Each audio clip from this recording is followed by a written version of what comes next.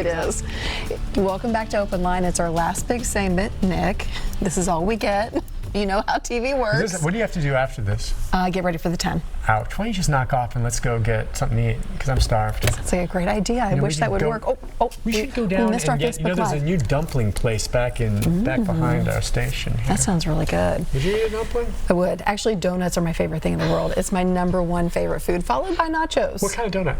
I don't discriminate. It doesn't matter. I mean, the only thing I really don't like is the cream-filled or the custard-filled. But if you could get just like one of those blueberry ones. Sure. Yeah. Glazed or the sugar twist or apple fritter or whatever. I love apple fritters if they're crunchy. Yes. Anywho, I want to ask you about your bucket list. What is on your... We don't have any more calls? Well, Taylor hasn't told me any more names right now. But I get to ask questions too. What is he doing back there? He's probably listening to us. What is on Nick Beres' bucket list? Gosh, see these questions. A bucket list like to do? Yeah. Well, I mean, just basic stuff. I want to do more traveling. I want to get Nubian goats and make my own yogurt. Okay. I'm planning on planting hemp and making my own CBD oil. Getting the bee. There's bucket lists. I mean, when I get off the show, I'll think about 3 or 4 things that I should have mentioned to you. Okay. I'm a sports fan to some degree. I would love to someday go to a World Series game. I've never been to a World Series game. I would love to go to a Super Bowl, and I'd love it if the Titans were in it. So those are 2 sporting events I'd like to go to as a bucket list to maybe just experience. I've never done anything like that. What about like activity-wise? I know you like to surf. Yeah, what I'd love to do, I'm a surfer, and I'm a good surfer, but what I would love to do is go someplace where the waves are just right, where I could ride inside a tube. Ooh. I've ridden some big waves, and you know how it is where the tube comes over and you're in it and shoot out, and that's fairly advanced, and it has to be a perfect wave, and I've not been able to do that. That would be on my bucket list. Okay. To ride in a tube of a wave on a surfboard. And like I said, I surf. I've just never caught inside a tube. I've been in some half tubes and things like this, but never the big deal. Okay, think while we get a question. Oh wait, you have some questions. Is Taylor doing his job? Taylor's doing his job. Wonderfully. Nice. Okay, Angie is on the line. Hi, Angie. Angie. Hi. Go ahead. Hi, Nick. I missed the first few minutes, so I don't know if you talked about this, but when you moved to your new home, are you and your wife taking your chickens and mashed tater? Oh, well. Of course. Of course we're taking mashed tater. And yeah, we'll take the chickens. 4 chickens. We'll take them with us. And then we'll take our beehives with us. And that's basically it. How do you move the beehives? That's interesting. How do you move a beehive? You move beehives by, you wait until at night when it gets cool and they all go into the hive. Because during the day, they're out collecting pollen and nectar. So once they go in late at night, then you go and you basically take duct tape and you seal the entryways all the way around, and then you seal the, they're stacked on top of each other. You seal it, and then you very carefully lift them up. Once they're sealed, they're all stuck in there because there's no way out. They're not going to suffocate? No. There's enough air that gets in there, and you're not doing it for a long time, but they won't suffocate. Okay. There's still cracks and gaps in the wood that will allow them. And then you take it, put them in the back of the pickup truck or whatever, make sure they're strapped in, and then take them out to wherever you're going to put them and reestablish them and take off the tape, and they're fine. Okay, good question. Okay, So that's how you move. Let's move to Jim. Hi, Jim. Hi, Jim.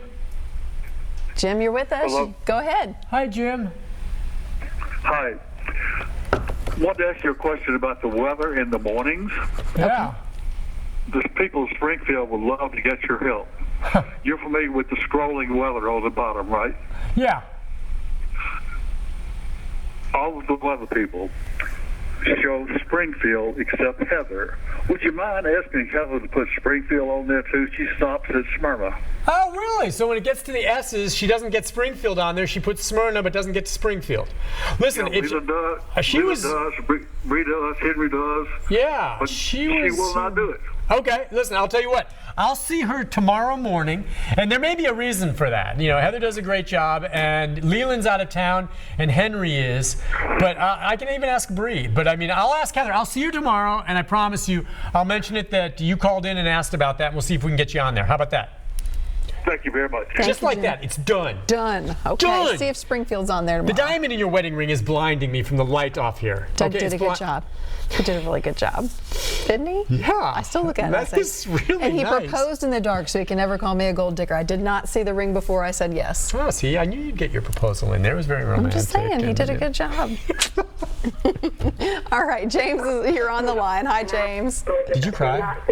Yes. Oh, hey, James, turn down that TV. Are you there, James? It's funny hearing us back. Hey, James. Okay, I'm going to put you on hold, James, unless you answer in 3, 2, 1. There's that 7-second delay. Yeah. Hi, go ahead. Go ahead.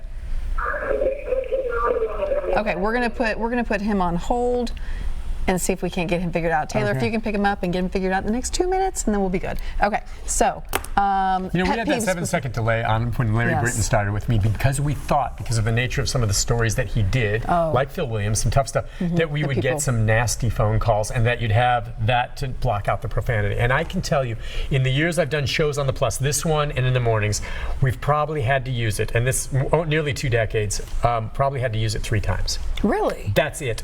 The 7-second delay throws people off. I understand. You have to listen on the phone instead of TV. 3 times. The viewers I think are that just says good. a lot about the viewers. The viewers are good people. James is back. James, you're on the line now. Go ahead with your question. Hi, James. Hey, Hi, go ahead. What's up, man? am I on? Yes, you are. Go ahead with your question. Okay, hey, I just wanted to call and say hello.